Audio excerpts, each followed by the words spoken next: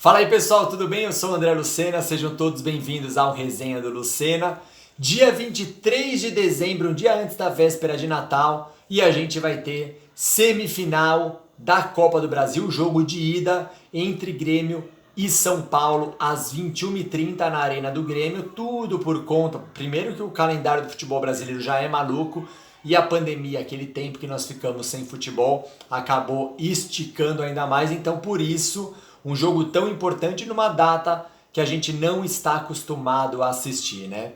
E esse jogo vai ser transmitido ao vivo pela TV Globo para São Paulo, Rio Grande do Sul e várias outras cidades e capitais do Brasil, além também do Premiere. Na Globo em Minas Gerais vai ser transmitido Palmeiras e América Mineiro, jogo que é realizado também hoje às 21h30, que é a outra semifinal. E obviamente que o simples fato de ir para uma final da Copa do Brasil já é importantíssimo, tanto para o Grêmio, principalmente para o São Paulo, que não vence um título desde 2012, mas também pela questão financeira, né? Porque quem passar para a final já está garantido pelo menos 22 milhões de reais, que é a premiação pro vice-campeão. O campeão embolsa nada mais, nada menos do que 54 milhões de reais. É isso aí. E também muito importante no jogo de hoje é que os dois técnicos, Renato Gaúcho e Fernando Diniz, são os que estão há mais tempo no cargo entre os times da Série A do futebol brasileiro. O Renato Gaúcho chegou em setembro de 2016, então já completou 4 anos e 3 meses, olha que bacana isso. E o Fernando Diniz vai completar agora 1 ano e 3 meses. E a longevidade é uma coisa que não só eu, como vários outros jornalistas batem bastante na tecla. Vamos lembrar que apesar de toda a estrutura que o Renato Gaúcho tem, ele balançou também esse ano. Acho que ele viveu um dos piores anos aí à frente do Grêmio. Apesar, na minha opinião, não faz o menor sentido isso, né, de ele ter balançado. Ele não perdeu nenhum clássico Grenal, ele ganhou o Campeonato Gaúcho e vem melhorando também no Campeonato Brasileiro, enfim, essa pressão que a gente já está acostumado no futebol brasileiro, né? O Fernando Diniz foi eliminado pelo Mirassol naquele catadão do Mirassol, foi eliminado na primeira fase da Libertadores, também logo no primeiro embate contra o Lanús na segunda fase da Copa Sul-Americana, e nesse ponto a gente tem que exaltar o Raí, o Leco, que acabaram, apesar de vários e vários erros que eles tiveram durante toda essa gestão, seguraram o técnico, que era um pedido dos jogadores. Lembrem-se que Daniel Alves e outros jogadores pediram a chegada do Fernando Diniz, então acho que foi uma decisão acertada e está rendendo os frutos.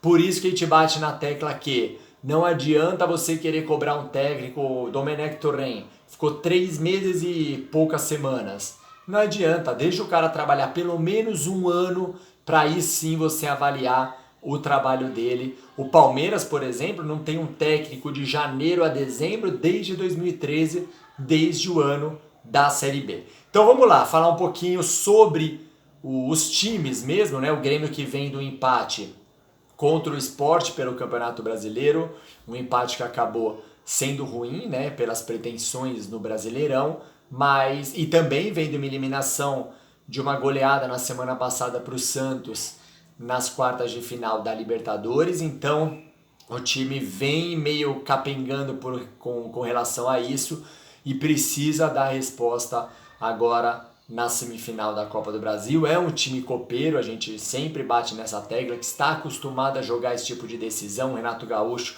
também muito experiente, e vai ter a volta do Kahneman ao lado do Jeromel, essa dupla que está desde 2016, ou seja, todos esses títulos que o Renato Gaúcho, o que o Renato Gaúcho ganhou, essa dupla sempre esteve lá. Na Copa do Brasil de 16, na Libertadores 17, na Recopa, nos 3 campeonatos gaúchos. Aliás, tem várias fotos dos dois, né, segurando a taça no meio, cada um beijando de um lado. O que é muito legal também você ter uma dupla de zaga tanto tempo assim. O David Braz nem vai para o jogo porque ele está com uma lesão. O Grêmio também tem um desfalque do Orejuela, do Maicon, do Leonardo, do Robinho, do Pinares e do Luiz Fernando, né? Eu vou falar um pouquinho do Alisson, que está voltando, vamos ver se ele joga ou se joga o Ferreira, mas vários e vários desfalques pelo lado do Grêmio. São Paulo só tem o desfalque do Luciano, que aliás o Luciano era do Grêmio e foi trocado com o Everton, né? O Everton que não se firmou no Grêmio, apesar de ter feito um gol na final do Campeonato Gaúcho. Então, o provável Grêmio é de Vanderlei no gol, Vitor Ferraz, Jeromel, Kahneman e Diogo Barbosa. O Diogo Barbosa aqui não falhou exatamente, mas foi mal em 2 gols do Santos na eliminação pela Libertadores, né, do Grêmio contra o Santos. E aí no meio de campo o Matheus Henrique, o Darlan, como eu disse, o Ferreira, o Ferreirinha ou o Alisson, que está voltando numa das pontas. Na outra ponta o PP, Jean-Pierre, que vacilou também contra o Santos de meia, e Diego Souza no ataque. Este é o provável time do Renato Gaúcho. Por outro lado, São Paulo, numa boa, líder isolado do Campeonato Brasileiro, apesar do Flamengo ter um jogo a menos e se vencer, o jogo a menos que é contra o Grêmio, aliás, se vencer encosta bastante no São Paulo, mas vem de uma derrota, vem de uma vitória muito importante contra o Atlético Mineiro, 3-0, então o time vem embalado. Aí só tem os desfalques mesmo do Valse, zagueiro, e também do Lisieiro, esses que já estão um tempinho fora aí. Fica a dúvida do Luciano, né, que sentiu uma lesão muscular, e aí viajou para Porto Alegre, pode ser que ele jogue. Se ele não jogar, a provável entrada é do Tietê, como foi nos últimos jogos, mas vamos aguardar aí se de repente o Fernando Diniz não vem com alguma outra novidade, né? Então o provável São Paulo, que a torcida já sabe de cor e salteado, né? Thiago Volpi no gol, na lateral direito Juan Fran, na zaga Arboleda e Bruno Alves, a zaga que voltou a jogar. Lembre-se que chegou a jogar bastante tempo Léo e Diego Costa, aliás, tomaram vários gols naquela época. Depois na lateral esquerda, agora o Reinaldo novamente, Luan, Daniel Alves, o Gabriel Sara, o Igor Gomes, o Brenner e, como eu disse, ou o Luciano ou o Tietê.